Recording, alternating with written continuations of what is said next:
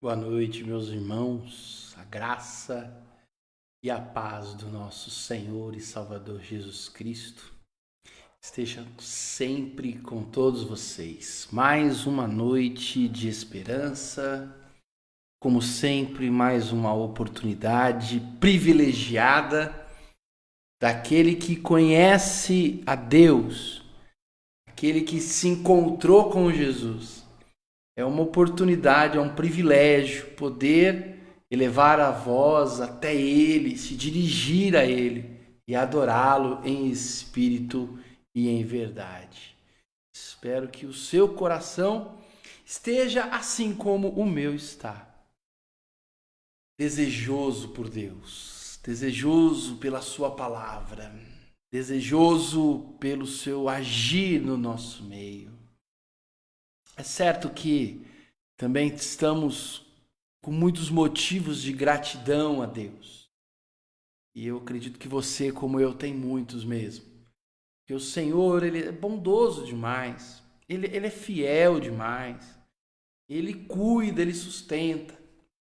Até quando passamos pelo meio do fogo, quando passamos pelo deserto, Ele está conosco. Amém?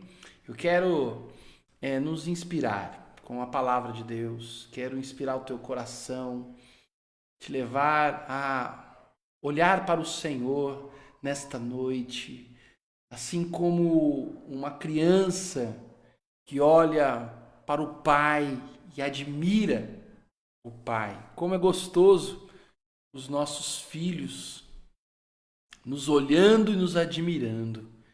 Que o nosso olhar para com Deus seja assim também.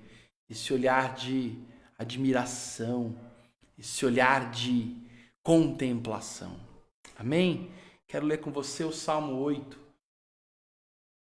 versículo 3, que diz assim: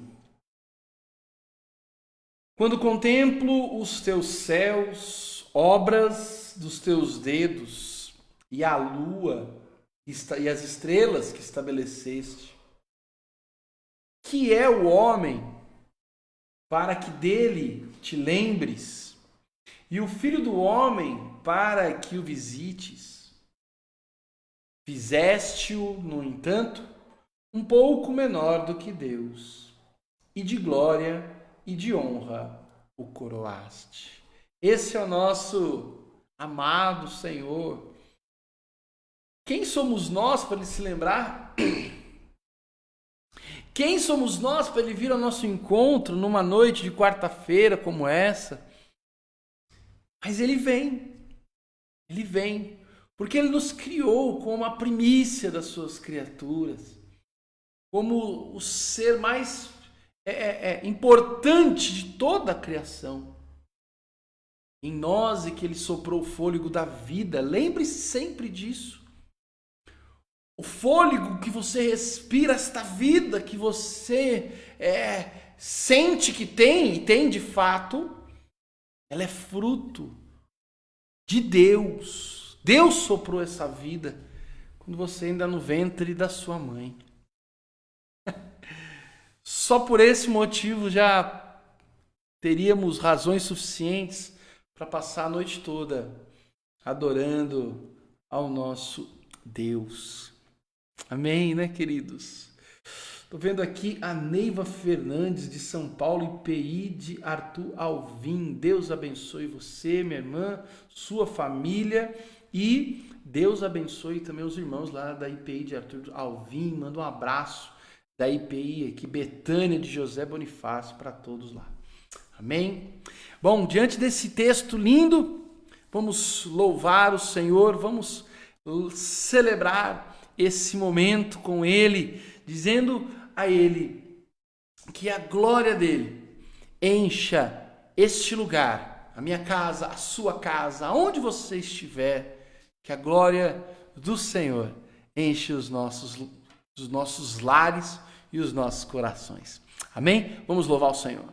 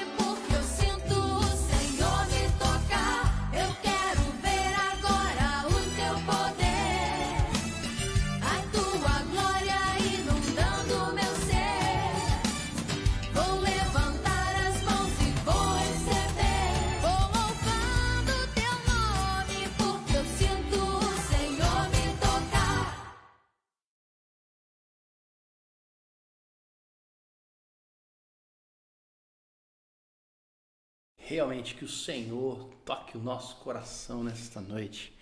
O Senhor realmente enche da sua glória, que a gente experimente dessa presença maravilhosa e gloriosa do nosso Deus. Feche os teus olhos, coloque a mão no seu coração, vamos ter um momento de oração ao Senhor.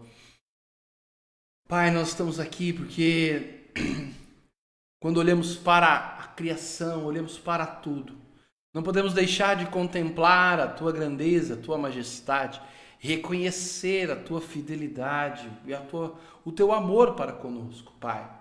Sabemos que isso é muito pouco perto de quanto o Senhor merece, mas queremos oferecer a Ti um tempo de adoração, um tempo de celebração, ó Pai, de louvor e gratidão ao Senhor pela vida e por tudo que o Senhor tem sido em nossos corações, ó Deus, em nossa história. Obrigado pelas nossas famílias, ó Pai. Obrigado pela vida, Pai, pelo fôlego de vida, ó Deus eterno. Pedimos ao Senhor realmente que venha, Pai, nos permitir experimentar de uma percepção mais concreta da tua presença nesta noite e que o Senhor visite o nosso coração através da tua palavra e do poder do Espírito. Possamos ter, ó Pai, um momento maravilhoso contigo, em nome de Jesus. Amém.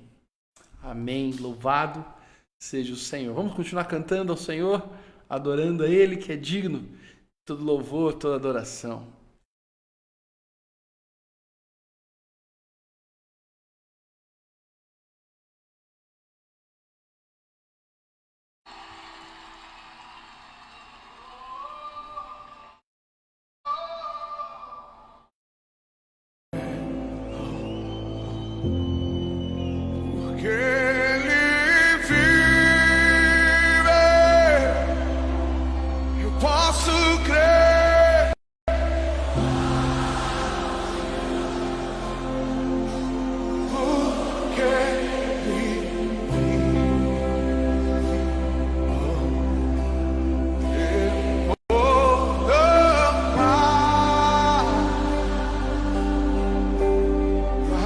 Ser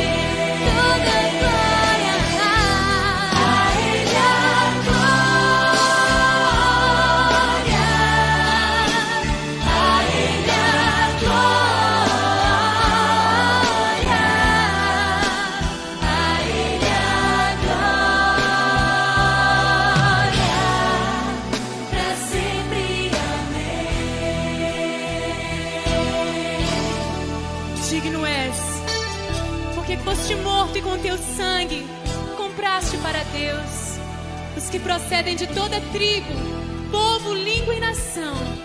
E para o nosso Deus os constituíste reino e sacerdotes, e reinarão para sempre.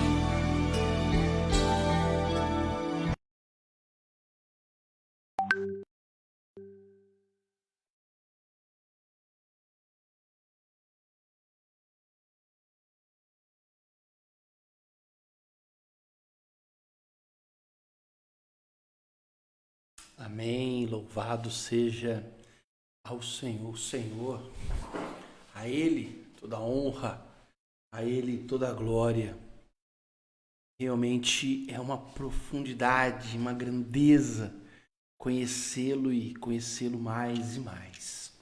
A palavra do nosso Deus, ela de fato é viva e ela traz e produz vida.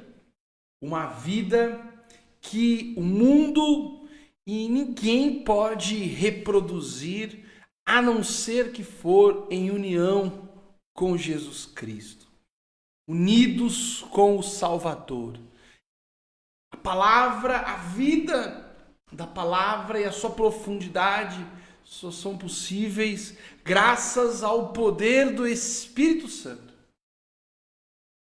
Podemos praticar muitas religiões, podemos praticar muitas até boas ações, mas praticar a palavra, para isso dependemos do Espírito. Por isso a Ele toda a honra e glória. E nesse momento vamos falar um pouco da palavra dele. Que Deus ilumine o nosso coração, fale ao seu coração também, em nome de Jesus. Pai, nós, nesse momento que nos agora aquietamos o coração e a alma para ouvir mais da tua palavra, permita-nos, ó Deus, pela iluminação do teu Espírito, permita-nos, ó Pai, pelo poder do teu Espírito, não só compreender, mas ter com ela uma experiência transformadora, edificante, uma experiência com a tua palavra, em nome de Jesus. Amém? Abra sua Bíblia em Efésios, capítulo 4. Eu vou ligar o Insta também, para quem quiser acompanhar por aqui.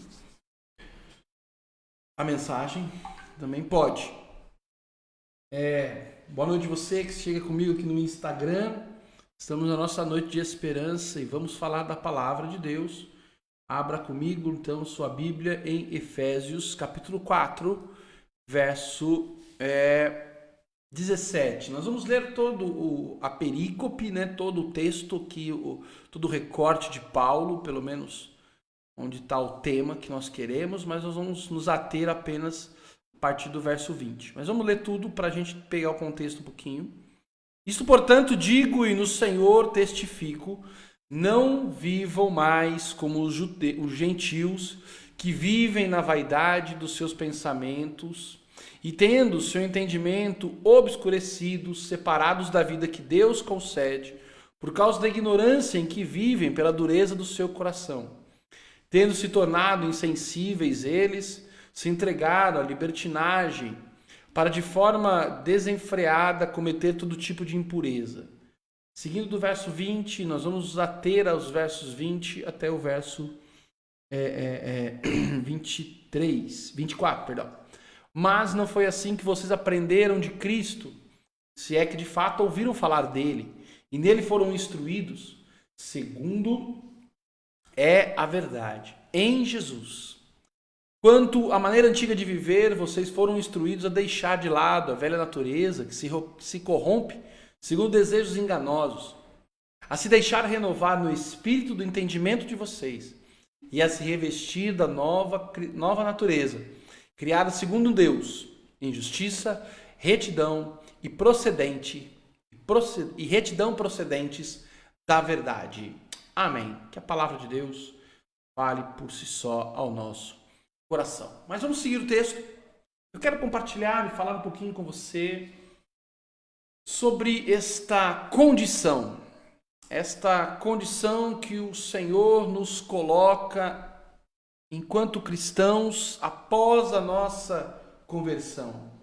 Falar mais um pouquinho sobre essa ideia da nova natureza agora criada por Deus, na qual você e eu, discípulos de Cristo, somos inseridos, nos tornamos, diz Paulo, novas criaturas. Aqui ele usa essa ideia de uma nova natureza criada por Deus. E ela é terrivelmente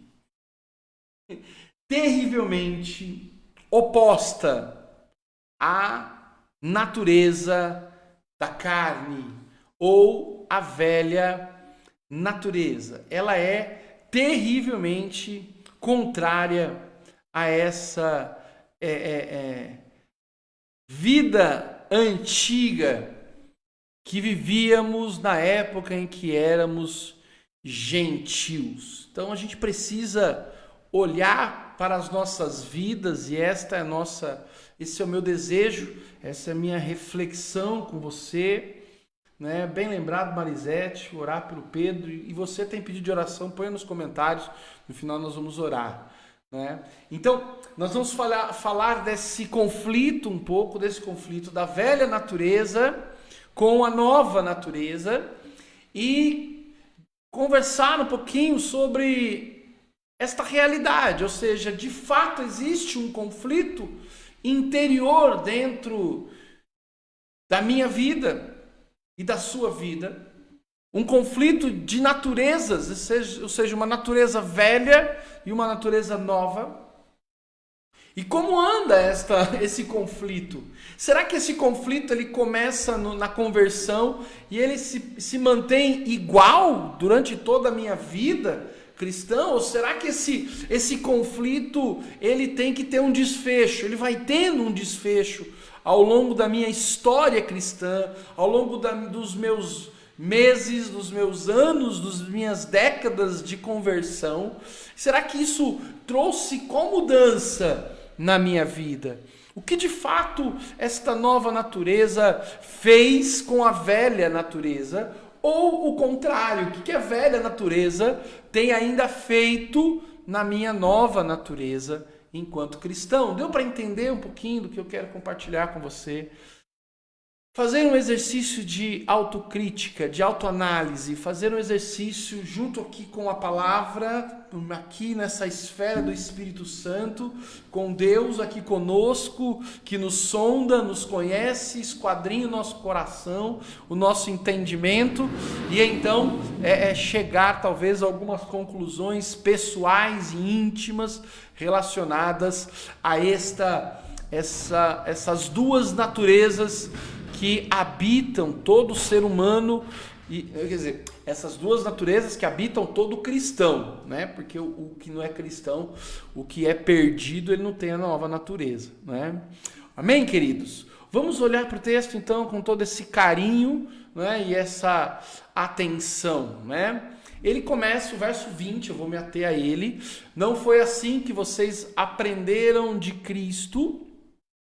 Ou seja, Paulo fala anteriormente da natureza velha, da carne, né, da concupiscência e do pecado, dessa natureza carnal, que ele chama de velha natureza. Ele fala, mas vocês não aprenderam que se deve viver a partir da natureza da carne. Mas o verso 21 ele é provocativo, né? Se é que de fato ouviram falar dele, de Jesus, e em Jesus vocês foram instruídos, segundo a verdade que há em Jesus. E a gente vai falar um pouquinho primeiramente sobre essa ideia a verdade em Jesus, né? A palavra instruir aqui, ela é mais forte do que o verbo aprender. Então ele fala, não foi assim que vocês aprenderam, é uma palavra fraca, né? De adquirir conhecimento. Não foi assim que vocês foram informados. A palavra que aprender é apenas ser informado. Ela é bem fraca. Já quando ele usa a palavra foram instruídos, ela tem mais força. Porque a palavra ou o verbo instruir aponta para uma condição de abertura ao aprendizado, acrescida do desejo de aprender. Bom, irmãos, isso é muito interessante na vida cristã. A vida cristã, ela não é um aprendizado forçado. O cristão, ele não aprende porque ele é forçado a aprender. Ou porque ele ouviu. Mas ele é instruído. O aprendizado na vida do cristão tem a ver com o desejo de aprender. E o cristão convertido, de fato, o discípulo verdadeiro, ele tem o desejo de aprender porque ele tem plena convicção da necessidade daquele aprendizado. E é assim que Paulo começa dizendo, ao que me parece, Paulo está dizendo, olha, será que vocês apenas ouviram a palavra? Ouviram a pregação? Ouviram a mensagem? Será que vocês estão apenas informados sobre Cristo e sobre a vida de Cristo, sobre a vida cristã? Será que vocês têm apenas um grande conteúdo teórico sobre a fé cristã, sobre ser cristão, sobre ser discípulo? Mas isto está apenas no âmbito da informação e do conhecimento?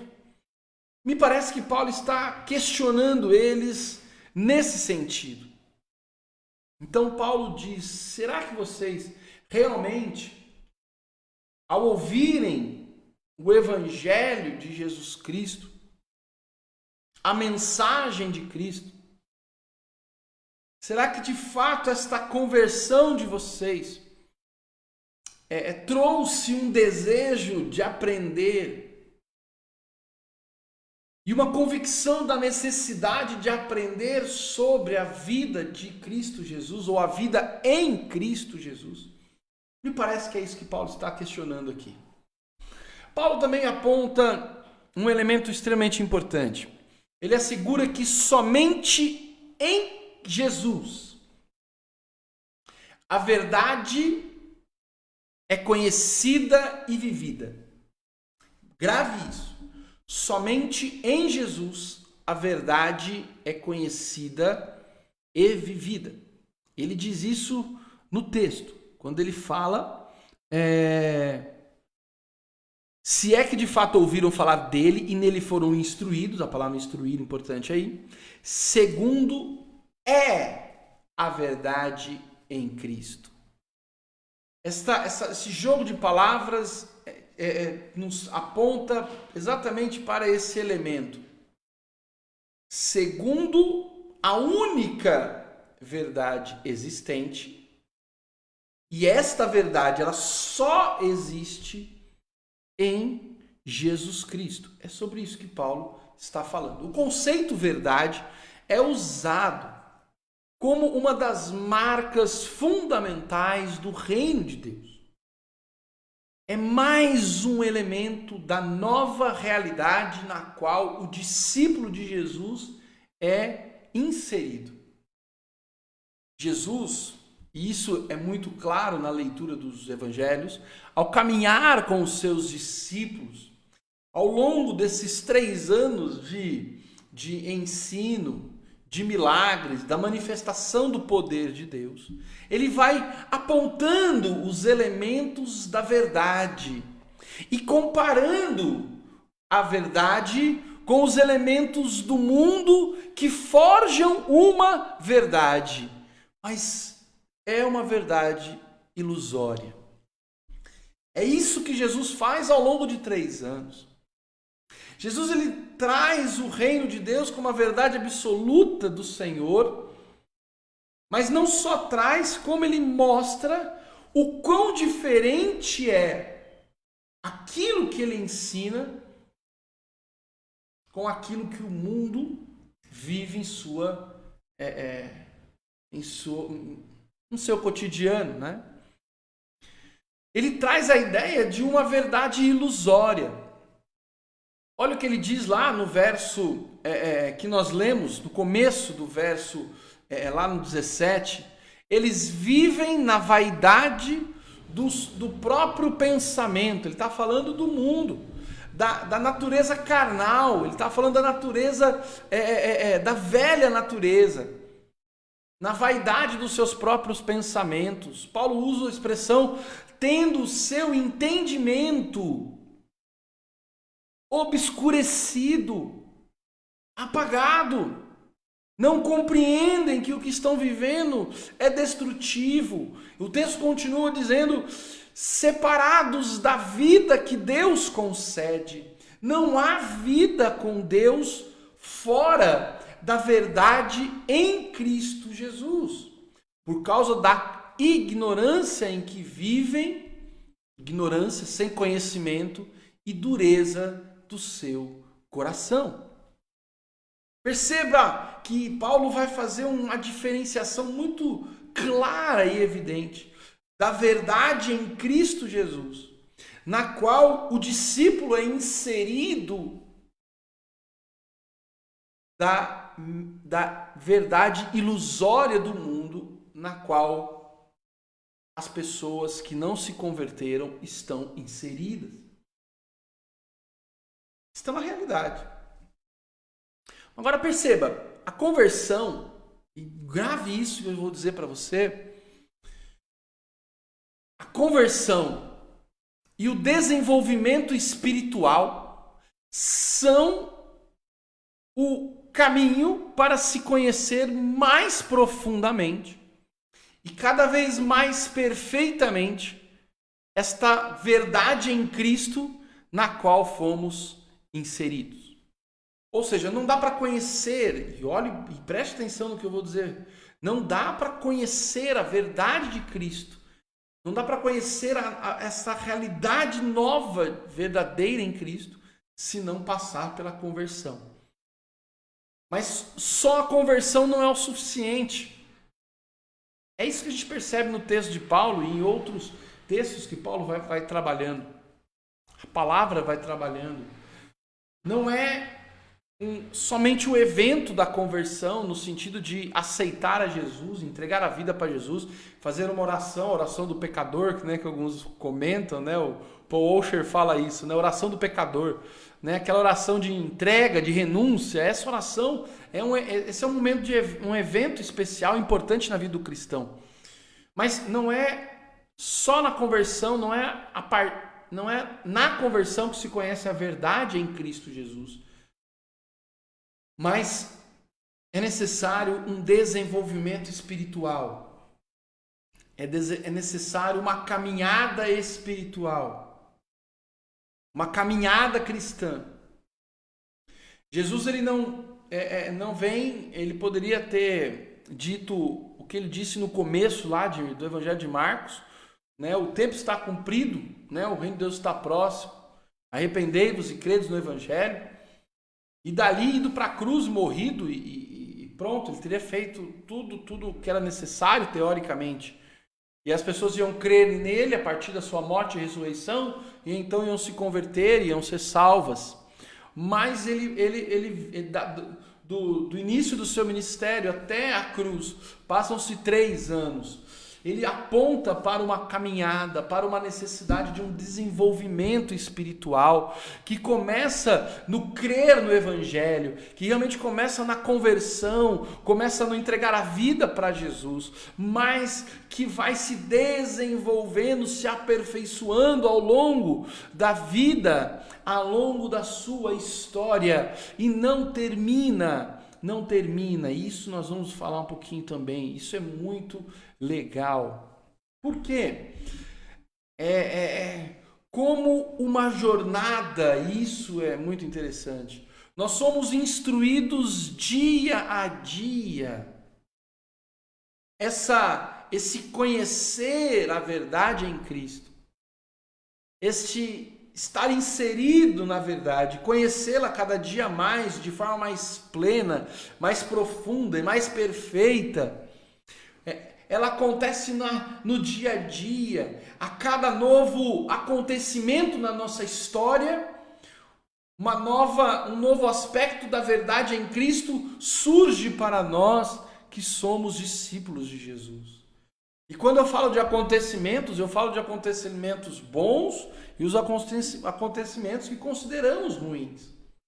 A cada nova mudança em nossa história, um novo capítulo da verdade em Cristo Jesus se apresenta a nós. Nós conhecemos mais da verdade de Cristo a cada passo. É passo a passo. Lógico, sempre à luz, né, do Evangelho e, naturalmente, à luz da vida de Cristo. Por quê? Porque estamos unidos agora com Cristo Jesus. A vida, ela é dinâmica. A vida, ela traz os seus novos desafios, as suas novas necessidades de qualificação, né? E necessidade de vivermos essa vida. Se estamos em Cristo, vivemos todas essas novidades da vida a partir da verdade em Cristo, pelo menos aquele que é cristão. Amém, queridos? Espero que você esteja comigo, espero que você esteja entendendo o que eu estou falando. Nós vamos chegar naquele conflito com a natureza carnal. Mas você entendeu isso, certo? Com o passar da vida, do tempo, novas histórias, novas perspectivas aparecem e nós nos deparamos, aqueles que estão em Cristo, com novas realidades desta verdade. Isso é maravilhoso. Isso é maravilhoso. Muito bem, verso 22. Agora, quanto à maneira antiga de viver, vocês também foram instruídos. Perceba que o cristão, aquele que se converte e agora ele busca se aperfeiçoar e busca se desenvolver na verdade em Cristo Jesus, ele também deseja o abandonar ou deixar de lado a sua velha natureza, certo? Por quê? Porque o discípulo, a partir desse encontro com a verdade, se depara ao longo do seu processo com um elemento, boa noite, minha irmã, com um elemento impedidor. E esse elemento impedidor, Paulo vai dizer que é a velha natureza. Mesmo após a conversão, ainda o discípulo sofre com um movimento interior, um desejo ou desejos que ele consegue com muita clareza identificar que não pertencem à verdade em Cristo. Paulo chama esses desejos, lá no texto bíblico que nós lemos, de desejos enganosos, que se corrompem segundo desejos enganosos.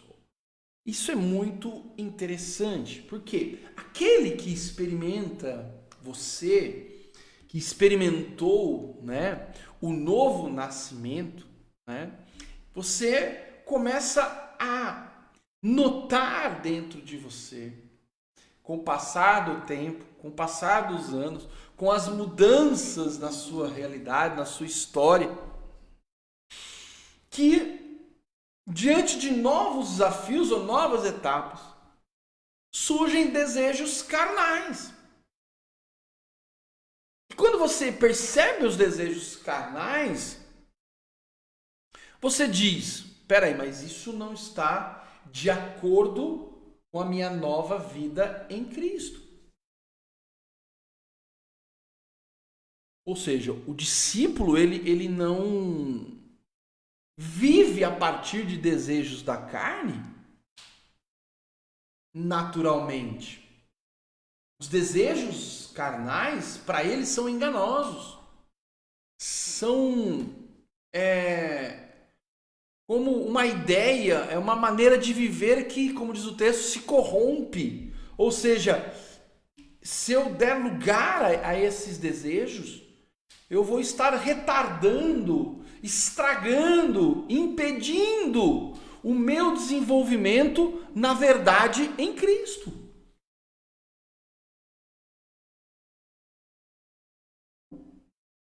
Irmãos, isso é de uma importância para a vida do cristão, ainda mais hoje, nos nossos dias. Porque vivemos em tempos de desejos carnais camuflados de vontade de Deus. Parece que choca a gente falar isso, né? Mas é verdade. Só você que está no Facebook, no Instagram, você vê isso, as pessoas dizendo para você que Deus vai satisfazer todos os seus desejos carnais. Diz, não, eu nunca li dessa forma. Eu já li. Não dessa forma, né? Mas os seus sonhos. Né? Deus vai realizar os seus sonhos. Todos os seus sonhos. Deus vai realizar todos os seus planos. Mas será que os teus sonhos são espirituais ou carnais? Ninguém escreve lá desde que. Certo? É muito interessante pararmos para refletir que para o cristão, para o convertido, para o discípulo, dar lugar a desejos da carne é descer para um nível inferior de vida. O discípulo que realmente teve um encontro e descobriu a verdade em Jesus e unido com Cristo, tem se desenvolvido e descoberto novos elementos desta verdade em Cristo Jesus. Ele olha para os desejos da sua carne e vê isso como um desperdício de tempo. Para ele é algo abominável. Aquilo que é carnal mancha a santidade do seu Salvador. Para ele é algo que beira, que chega a ser o inconcebível. Por isso Paulo usa essa expressão, deixar de lado. Para mim, Paulo, ao dizer isso, né, deixe de lado a sua natureza carnal, para mim, Paulo está apontando para o movimento natural do discípulo. Intencional do discípulo. Normal. Sabe assim, alguém dizer, claro que eu vou deixar de lado a natureza carnal e a velha natureza com os seus desejos enganosos. Lembre-se, a palavra ali, enganoso, faz alusão à verdade ilusória da carne. Todo desejo carnal é enganoso. Por quê? Porque ele busca em algo, em um objeto, a satisfação, a alegria, a paz, a plenitude e a redenção que só encontra-se em Cristo Jesus. Por isso, desejos enganosos. Paulo fala, deixe isso. Se por um lado, então, o discípulo que descobre a verdade em Cristo vê nos desejos da carne um grande engano, perda de tempo, seu segundo movimento, então, naturalmente, é o exercício da renovação do espírito do entendimento. Preste atenção nessa expressão, espírito do seu entendimento, que basicamente seria o cerne de sua vida interior. O que eu estou dizendo aqui?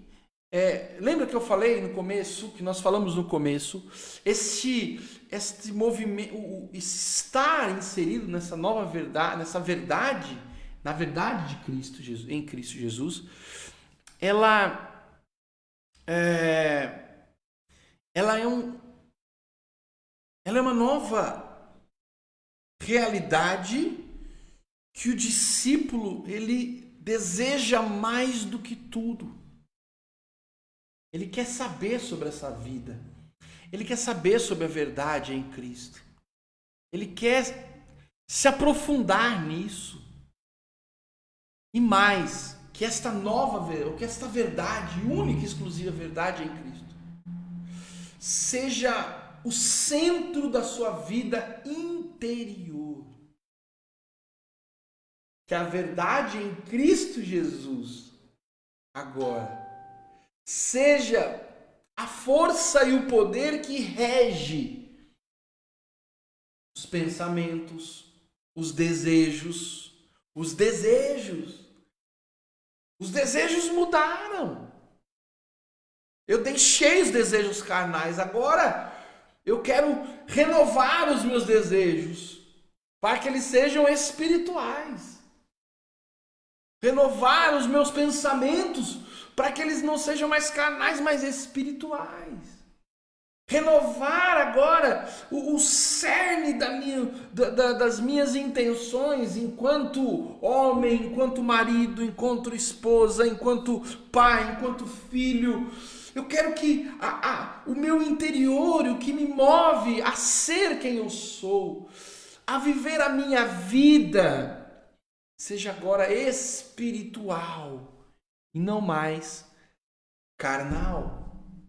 Porque enquanto a minha vida era movida pela estrutura e desejo carnal, eu vivia uma grande ilusão. Mas quando eu vivo a estrutura interior e espiritual, eu consigo viver plenamente a verdade em Cristo Jesus. E esta verdade em Cristo Jesus é que faz toda a diferença. Mas como chegar a isso? Esse movimento de renovar, ele se constitui a partir de que atitudes práticas? De modo muito simples, irmãos. Disciplinas espirituais. De forma muito simples, a graça e a paz, Deus abençoe.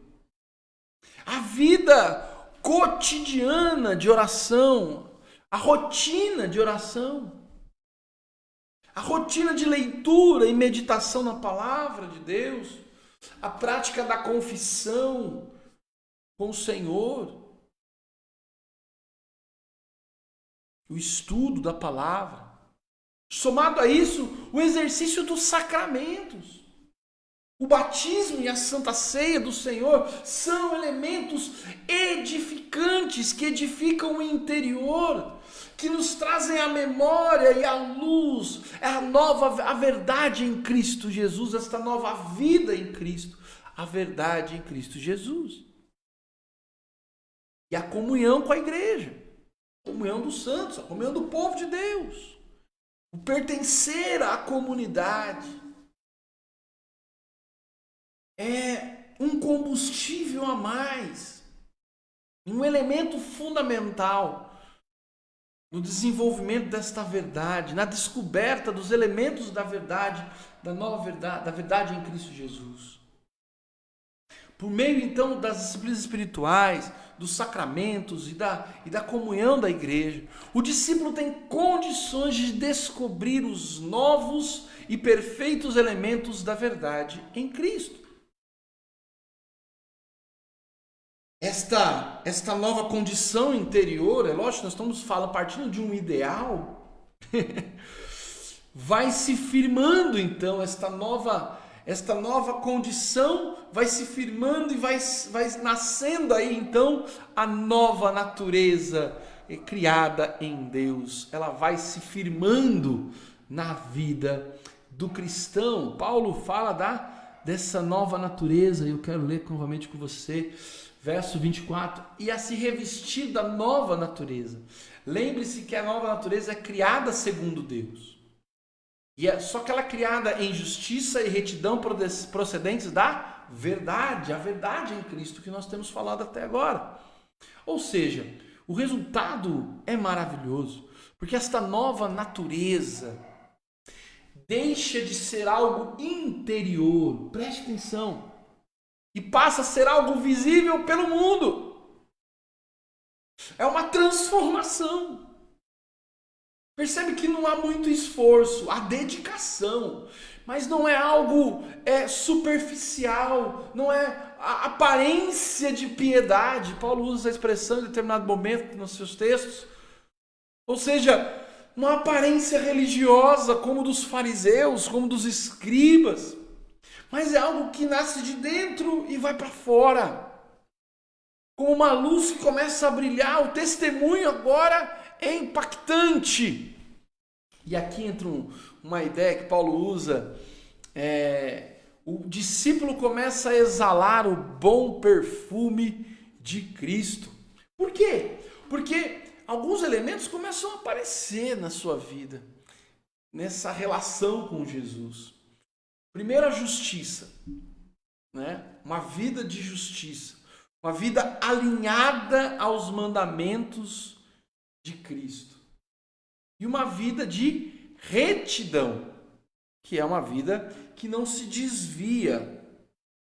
Por que não se desvia? Irmãos, porque os desejos, aqueles desejos carnais, enganosos da velha natureza, que são tão pulsantes e vibrantes no início da sua conversão, como que parece nada aconteceu, eles vão perdendo força à medida em que você vai se inserindo cada vez mais na verdade em Cristo Jesus e assimilando e assumindo os elementos dessa verdade e a transformação dessa verdade, e esta nova natureza então começa a nascer, começa a crescer, e os desejos enganosos da velha natureza vão desaparecendo como uma fumaça, quase inexistentes. E aqui eu volto ao início da nossa conversa.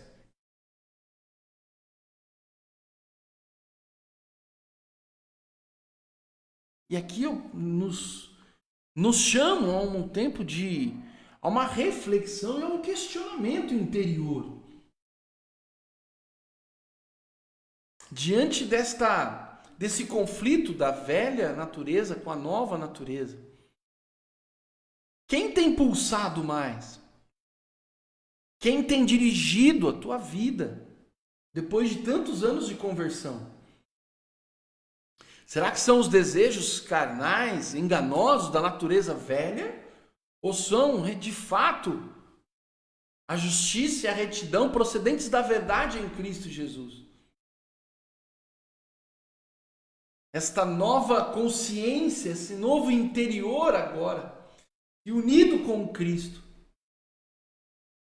É claro que há momentos na vida em que a história muda, o momento em que estamos vivendo às vezes muda, e novos desejos, e a gente se descobre com novos desejos maus dentro do coração por conta daquele novo momento, né?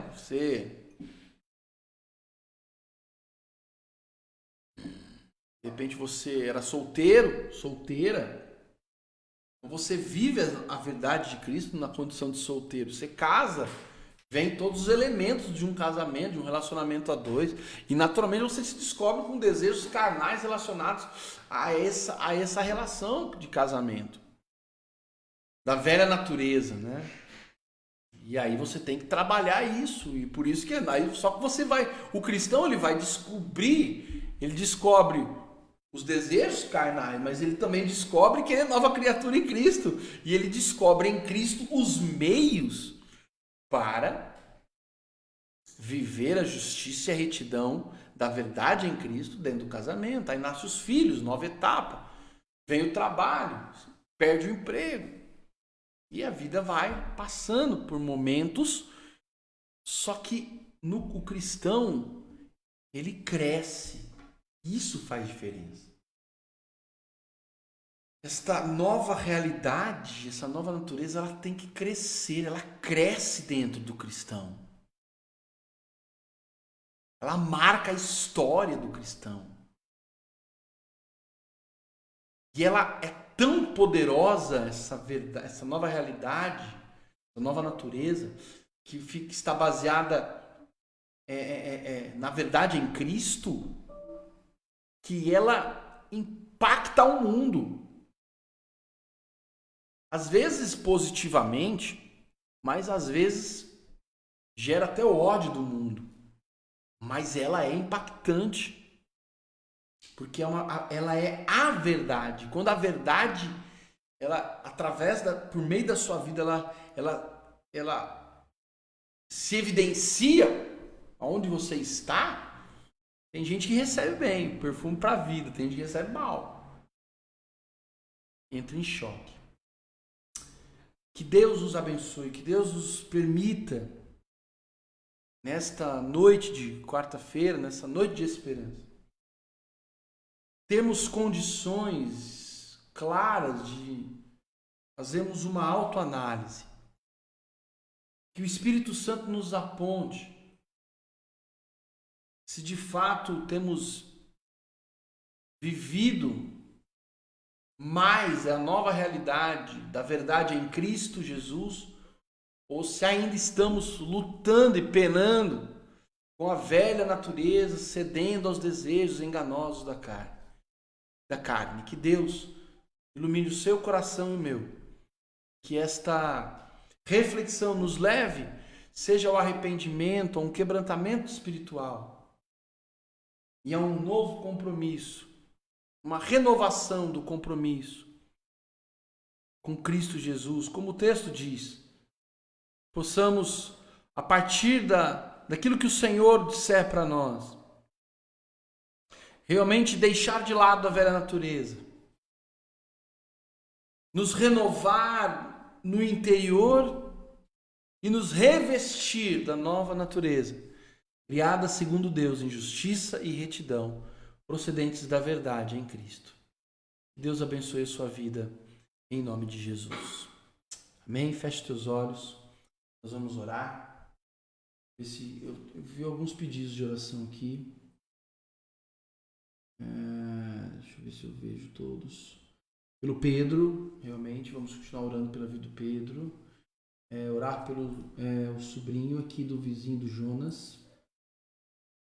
O Robson do Batata Móveis está internado ainda. Deixa eu ver se chegou mais algum aqui no meu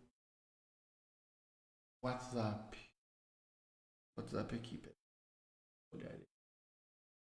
Vamos sair daqui. Cortei aqui, não. Deixa eu ver, não chegou nada aqui. Mas vamos orar então. Deus abençoe as nossas vidas. Que Deus abençoe as vidas no nome de Jesus.